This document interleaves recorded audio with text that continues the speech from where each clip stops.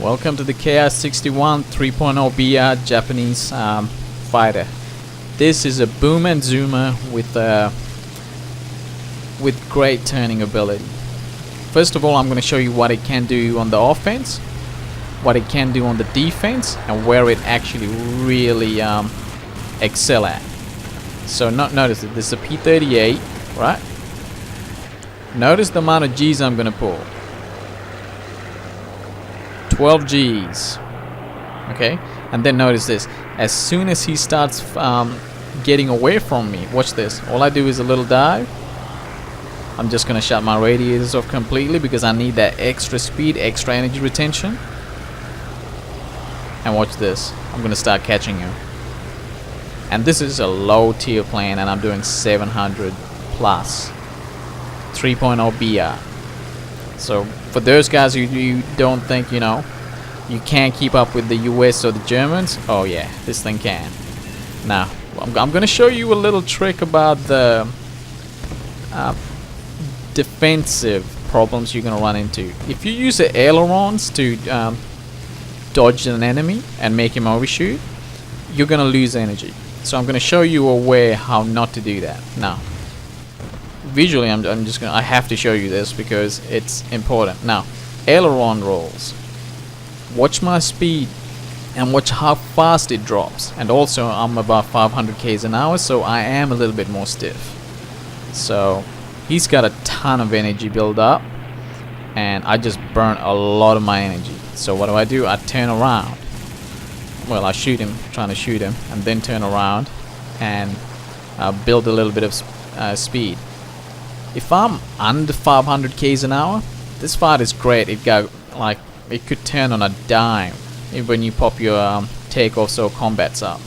But this time I'm going to use the rudder to make him overshoot, and you're going to see how smooth it is. I know you're going to think, oh, wouldn't rudder cause you to lose more speed? But notice when I'm using the rudder, I'm pointing my nose down after each side to side turn.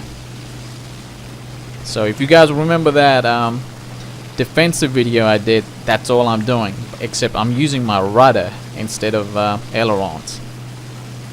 So, and once again, you're gonna see this thing's insane energy retention. Watch this. That's the BF109F. I think it's F1. I think the premium is F1. Anyways, it doesn't matter. You can catch BF109s at this tier. So watch this. He goes to a hard dive, and so do I. Except he's gaining energy. And I think I closed my radiators, or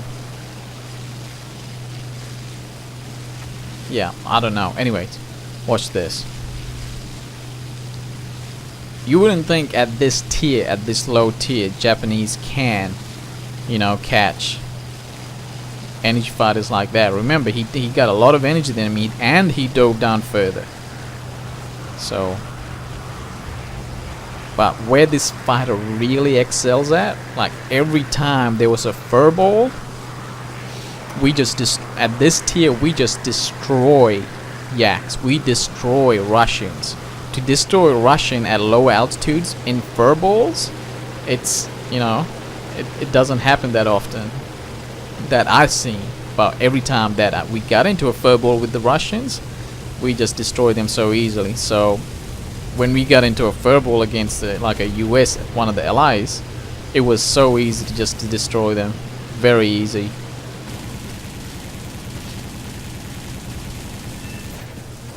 So now remember, one of the very unusual characteristic about this fighter is that you can actually fight Spitfires if you use your takeoff flaps. But unfortunately, every time I try to fight a Spitfire one-on-one, either he dove down to AAA or he got a friendly, and I couldn't really get you guys that good footage. So, but again, when you got that speed in this plane, you can open flaps around about, I think about 440 or 500 k's an hour. So when you open flaps at those speeds and turn, oh man, you turn on a dime. So it does have that, you know, Japanese characteristics about this fighter. And, you know, but what you have to be careful is that if you're alone, yeah, you're gonna have a hard time. You need to have a teammate, because if you fight a enemy one-on-one and you drain your energy, it's actually a little bit hard for this fighter to get its energy back. So that's one thing you do have to worry about. And as far as the armor goes, every time I got one shot right into the engine, it just died. So also shout out to my buddy Dodge, because he actually helped me through this painful process of learning the KI-61. And it's, I think we just played this fighter for like 3 days straight, trying to find out its weaknesses, strengths.